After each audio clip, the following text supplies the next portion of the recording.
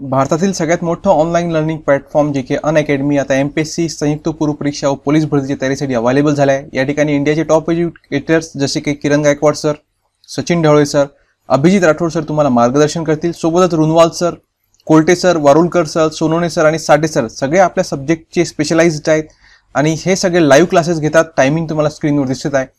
या सगळ्या क्लासेस तुम्हाला मोफतमध्ये अटेंड करायचे असतील तर तुम्हाला अनलॉक कोड वापरावा लागेल। SOHELLIVE सोहेल लाईव्ह हा अनलॉक कोड वापरला तर तुम्हाला सगळे लेक्चर्स मोफत पाहायला भेटतील। सोबतच दररोज T20 टेस्ट सिरीज होते। या ठिकाणी 20 चालू घडामोडीचे प्रश्न 20 मिनिटात सोडवावे लागतात, सोमवार ते शुक्रवार 7:30 ते 7:50 पर्यंत। परंतु ही सुद्धा फक्त आपल्या चॅनलच्या व्ह्यूअरसाठी आहे। त्यांनी अनलॉक कोड वापरायचा SOHELLIVE हा अनलॉक कोड वापरला तर तुम्हाला ही टेस्ट सिरीज मोफत सोडवता येईल।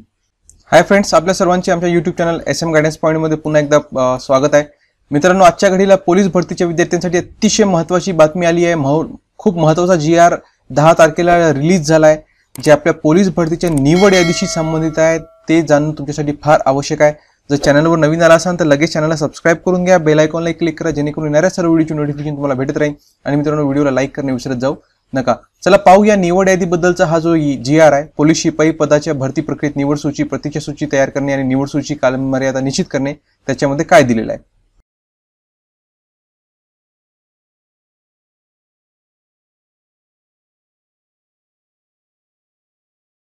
सगळ्यात पहिले आपण याची प्रस्तावना पाहूया। महाराष्ट्र राज्यातील पोलीस व कारागृह हे गृह विभागाच्या अखत्यारीत विभाग आहेत। पोलीस विभागातील पोलीस शिपाई व कारागृह विभागातील कारागृह शिपाई हे पदे संदर्भ निहाय 16/6/2011 शासन निर्णय पोलीस शिपाई व त्यामध्ये शासनाने वेळोवेळी केलेल्या सुधारणांनुसार भरती प्रक्रिया राबवून भरण्यात येतात। तसेच राज्य राखीव पोलीस दलातील सशस्त्र पोलीस शिपाई ही पदे संदर्भ निहाय दिनांक 8/10/12 शासन निर्णयातील तरतुदींनुसार भरती प्रक्रिया राबवून भरण्यात येते। सदरहू सेवा प्रवेश नियमांमध्ये भरतीसाठी तयार करण्याची निवड सूचीचा वैध कालावधी, प्रतीक्षा सूचीची कार्यपद्धती इत्यादी बाबत स्पष्ट तरतूद नसल्याने सद्यस्थिती निवड सूची तयार करण्याबाबत सामान्य प्रशासन विभागाच्या क्रमांक जो दिलेला आहे तो या परिपत्रकाने सूचनानुसार कार्यवाही केली जाते। म्हणजे हा GR काढण्याचा उद्देश काय आहे की पोलीस भरतीमध्ये जी निवड सूची किंवा प्रतीक्षा सूची तयार केली जाते त्याच्यामध्ये संदिग्धता होती की निवड सूची नंतर प्रतीक्षा सूचीमध्ये किती लोकांचा समावेश असावा। ती संदिग्धता दूर करण्यासाठी या GR मध्ये स्पष्टता दिलेली आहे। काय आहे बघा, भरती प्रक्रियेत तयार करण्यात आलेल्या निवड सूचीवरील काही उमेदवार विविध कारणासाठी पोलीस शिपाई नियुक्ती नाकारतात। तसेच वैद्यकीय कारणास्तव काही उमेदवार पोलीस शिपाई पदासाठी अपात्र ठरतात। अशा परिस्थितीत प्रतीक्षा यादीतील उमेदवारांच्या आवश्यकतेनुसार निवड सूचीवर समावेश करून पोलीस शिपाई पदावर नियुक्ती देण्याचा कारवाई करण्यात येते। परंतु नियुक्ती नाकारणाऱ्या वैद्यकीय कारणास्तव भरतीच्या निकषानुसार आवश्यक कागदपत्रांना अभावी अपात्र ठरणाऱ्या निवड सूचीवरील उमेदवारांची संख्या मोठ्या प्रमाणात असते। तसेच नियुक्ती स्वीकारल्यानंतर नजीकच्या कालावधीत राजीनामा देणाऱ्या उमेदवारांचे प्रमाणही वाढीस लागले आहे। त्यामुळे प्रतीक्षा यादीतील उमेदवार कमी पडतात। परिणामी भरती प्रक्रिया राबवूनही पोलीस शिपायांची पदे रिक्त राहतात। त्यामुळे जेवढ्या पदांसाठी भरती प्रक्रिया राबवली आहे तेवढी सर्व पदे भरण्यासाठी धोरण निश्चित करण्याची शासनाच्या विचाराधीन होती। म्हणजे अडचण काय आहे की समजा एखाद्या ठिकाणी आपण गृहीत धरूया नागपूर जिल्ह्यामध्ये 50 पोलिसांच्या जागा भरल्या जाणार आहे। या ठिकाणी काय होते की 50 निवड यादी लागली, 50 निवड यादीमधले 50च्या 50 नियुक्ती घेत नाही, जॉईन होत नाही।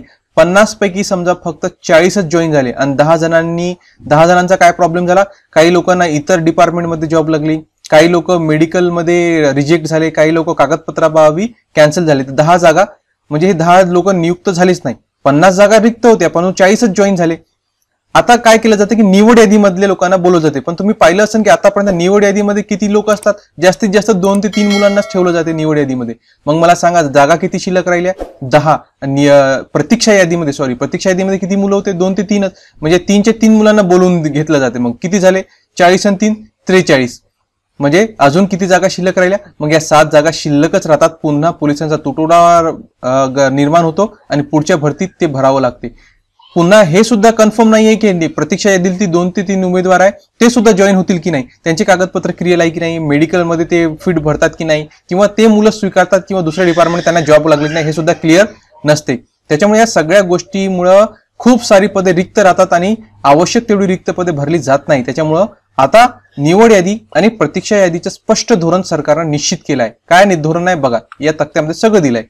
पोलीस शिपाई, सशस्त्र पोलीस शिपाई, कारागृह शिपाई या पदांची निवड सूची तयार करताना निवड सूचीवर खालीलप्रमाणे उमेदवारांचा समावेश करण्यात यावा। बघा, प्रवर्गनिहाय रिक्त पदांची संख्या, निवड सूचीमध्ये समाविष्ट करावयाच्या उमेदवारांची संख्या. समजा प्रवर्गनिहाय तुमच्या प्रवर्गाची एक जागा रिक्त आहे, तर निवड सूचीमध्ये किती लोक असतील? 3. म्हणजे एकाच 3 सिलेक्ट केले जातील निवड सूचीमध्ये, एकाच 3, जेणेकरून की 1 किंवा 2 रिजेक्ट जरी झाले तर तिसऱ्याला संधी भेटून जाईल. म्हणजे 1 असेल तर तिघांची निवड केल्या जाईल, एकाच 3. 2 ते 4 जागा रिक्त असतील तुमच्या प्रवर्गात, तर रिक्त पदांच्या 100% किंवा 5, म्हणजे 2 ते 4 जागा असतील तर जास्तीत जास्त 5 लोकांची निवड सूची लावण्यात येईल. 5 ते 9 साठी 50% किंवा 10, जे अधिक असेल ते, म्हणजे 10 असेल तर 10 अधिक.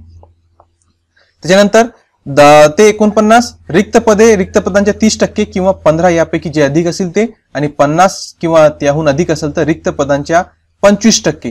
म्हणजे सगळी टक्केवारी निवड यादी आणि प्रतीक्षा यादीची कशी असली पाहिजे, सगळं धोरण आता या GR मध्ये स्पष्ट झालं आहे. आणि आपल्या पोलीस भरतीच्या तयारी करणाऱ्या विद्यार्थ्यांसाठी खूप चांगली बातमी आहे मित्रांनो, कारण की जी पदे हे धोरण निश्चित नसल्यामुळे रिक्तच राहून जायची, ते आता रिक्त राहणार नाही, कारण सगळ्या गोष्टी क्लिअर झालाय. ती यादी खाली खाली येत जाणार आणि खाली जे मुलं आहे कमी स्कोर आला होता ते प्रतीक्षा यादीमध्ये होते, त्यांना संधी भेटणार, त्यांची संधी हुकणार नाही. एका प्रकारे आपण असं म्हणू शकतो की आपल्या पोलीस भरतीच्या विद्यार्थ्यांना जो अन्याय व्हायचा या धोरण निश्चित नसल्यामुळे तो अन्याय आता दूर होणार आणि जास्तीत जास्त मुलांना याचा फायदा उचलता येणार. तसंच वरील प्रमाणे अतिरिक्त उमेदवारांच्या संख्येचा परिगणना करताना उमेदवारांची संख्या अपूर्णांक येत असल्यास पुढील पूर्णांक संख्या विचारात घेण्यात यावी. म्हणजे पॉईंट मध्ये जर येत असेल 50%, 25%, समजा 20.5 असेल तर त्याला 21 गृहीत धरण्यात यावं, म्हणजे पुढची पूर्णांक संख्या गृहीत धरण्यात यावी, असं यांनी क्लिअर केलंय. पुढे काय दिलं बघा, उमेदवारांना समान गुण मिळाल्यास, हा सगळ्यात मोठा प्रश्न असतो नाही का. समान गुण मिळाले, समजा 2 उमेदवार आहेत, दोघाला 180 मार्क आणि दोघेही एकाच प्रवर्गातले आहे, मग कोणाचं सिलेक्शन होणार ते सुद्धा आता क्लिअर केलं. पहिला नंबर काय धरणार, पहिला जे प्रिफरन्स आहे आत्महत्याग्रस्त शेतकऱ्याच्या पाल्यास प्रथम प्राधान्य देण्यात येईल. म्हणजे जर सेम मार्क असतील तर दोघांपैकी कोणी एक जण जर आत्महत्याग्रस्त शेतकऱ्याचा मुलगा किंवा मुलगी असेल तर त्याला पहिले प्राधान्य देण्यात येईल. किंवा दोघंही आत्महत्याग्रस्त असतील किंवा दोघंही नसतील तर काय, मग पुढचा प्राधान्यक्रम काय असेल, समान गुणप्राप्त उमेदवारांमध्ये आत्महत्याग्रस्त शेतकऱ्याचा पाल्य नसेल अथवा वरील 1 नुसार एकापेक्षा अधिक उमेदवार समान गुण प्राप्त असतील त्यापैकी वयाने ज्येष्ठ असलेल्या उमेदवारांना प्राधान्य देण्यात येईल. म्हणजे पहिले आत्महत्याग्रस्त शेतकऱ्याच्या मुलाला प्राधान्य, जर दोन्ही आत्महत्याग्रस्त चे पाल्य असतील किंवा दोन्ही नसतील तर अधिक वय ज्याचं वय जास्त त्याला पहिले प्राधान्य देण्यात येईल.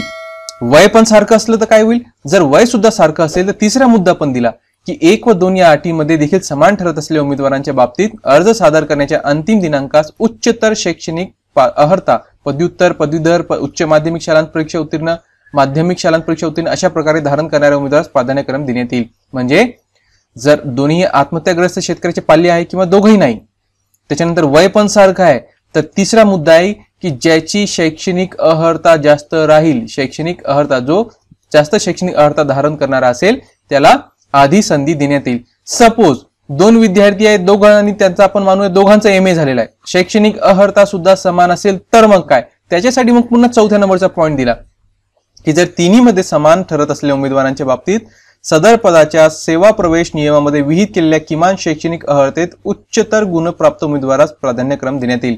म्हणजे जर उच्चतर शैक्षणिक अर्हता पण सारखी असेल मग काय की हे पोलीस भरतीचं पद कोणत्या याच्यावर असतो, तर हे आहे 12वीच्या बेसवर आहे ना. मग 12वीचे पर्सेंटेज पाहिले जातील, 12वीचे पर्सेंटेज कोणाला जास्त आहे. समजा एखाद्या उमेदवाराला 72 आहे आणि एखाद्याला 71 आहे, सगळे पॉईंट त्याचे सारखे होते, पण 4थ्या पॉईंट मध्ये मग 12वीचे पर्सेंटेज पाहतील, मग जो जास्त पर्सेंटेज आहे 72 वाला याला पहिले संधी दिल्या जाईल. तर मला नाही वाटत की इथपर्यंत 4थ्या पॉईंट पर्यंत कोणी येईल. पहिल्या 1 किंवा 2 पॉईंट मध्ये या सगळ्या गोष्टी क्लिअर होऊन जातील. तरी आपल्या माहितीसाठी हे सगळ्या गोष्टी राहू द्या, आवश्यक आहे. पोलीस भरतीच्या विद्यार्थ्यांसाठी अतिशय महत्वाचं आहे, कारण की GR निघाला म्हणजे लगेच आता तुमची पोलीस भरतीची ऍड सुद्धा येणार याची खात्री निर्माण झाली आहे. अजून बघा तिसरा मुद्दा, निवड सूचीची कार्यमर्यादा. कालमर्यादा काय, निवड सूची 1 वर्षासाठी किंवा निवड सूची तयार करताना ज्या दिनांकापर्यंतची पदे विचारात घेण्यात आली आहे त्या दिनांकापर्यंत, यापैकी जे नंतर घडेल दिनांकापर्यंत विधी ग्राह्य राहील, त्यानंतर ही निवड सूची व्यपगत होईल. म्हणजे आता सध्याची पोलीस भरती होणार आहे ना, त्याची माहिती अशी आहे की 2022 पर्यंतची रिक्त पदे याच्यामध्ये समाविष्ट करण्यात येणार आहे. म्हणजे जी आता प्रतीक्षा यादी राहील ती 2022 पर्यंत गृहीत धरल्या जाईल. निवड समितीने तयार केलेल्या निवड सूचीमधून ज्येष्ठतेनुसार उमेदवाराची नियुक्तीसाठी शिफारस केल्यानंतर शिफारस केलेला उमेदवार सदर पदावर विहित मुदतीत रुजू न झाल्यास किंवा संबंधित पदाच्या सेवा प्रवेश नियमातील तरतुदीनुसार किंवा जात प्रमाणपत्र अन्य आवश्यक प्रमाणपत्राची अनुपलब्धता किंवा अन्य कोणत्याही कारणास्तव नियुक्तीसाठी पात्र ठरत नसल्याचे आढळून आल्यास अथवा शिफारस केलेला उमेदवार रुजू झाल्यानंतर नजीकच्या कालावधीत त्याने राजीनामा दिल्यामुळे किंवा त्याचा मृत्यू झाल्याने पद रिक्त झाल्यास अशी पदे त्या प्रवर्गाच्या निवड सूचीतील अतिरिक्त उमेदवारांमधून वरिष्ठतेनुसार उतरत्या क्रमाने भरण्यात यावी. मात्र अशी कार्यवाही निवड सूची कालामर्यादितच करण्यात यावी. म्हणजे जर 50 जागा होत्या, 50चे 50 जॉईन झाले, परंतु नंतर काही राजीनामा देऊन गेले, काहींचा दुर्दैवी मृत्यू झाला, तर अशा वेळेस प्रतीक्षा यादीतील उमेदवारांना संधी देण्यात येईल. परंतु 2023 जी मुदत आहे त्या मुदतीपर्यंत ती प्रतीक्षा यादी गृहीत धरल्या जाईल. आणि सदर जो GR आहे ते महाराष्ट्राच्या वेबसाईट महाराष्ट्र.gov.in वर उपलब्ध आहे आणि या ठिकाणी नंबर सुद्धा दिलेला आहे. तुम्हाला हे सहज भेटून जाईल. तर मित्रांनो, ही बातमी मला देणं फार आवश्यक वाटली तुमच्यासाठी. आणि लवकरच जाहिरात सुद्धा येणार आहे. आपण गेस्ट पेपरची श्रृंखला चालू केली आहे. मुंबईचा गेस्ट पेपर सुद्धा टाकलाय. व्हिडिओ पहा आणि त्याचा फायदा घ्या. मित्रांनो, व्हिडिओ आवडला असेल लाईक करा, चॅनलला सबस्क्राईब केलं असेल सबस्क्राईब सुद्धा करून घ्या आणि आपल्या मित्रांपर्यंत शेअर करा. मित्रांनो, अनअकॅडमीवर प्लसचे भरपूर फायदे आहे. तुम्ही या ठिकाणी जर प्लस जॉईन केलं आणि तुम्ही जर रेफरल कोड वापरला SOHELLIVE लाईव्ह, तुम्हाला या ठिकाणी प्लस खरेदी करताना 10% डिस्काउंट भेटून जाईल.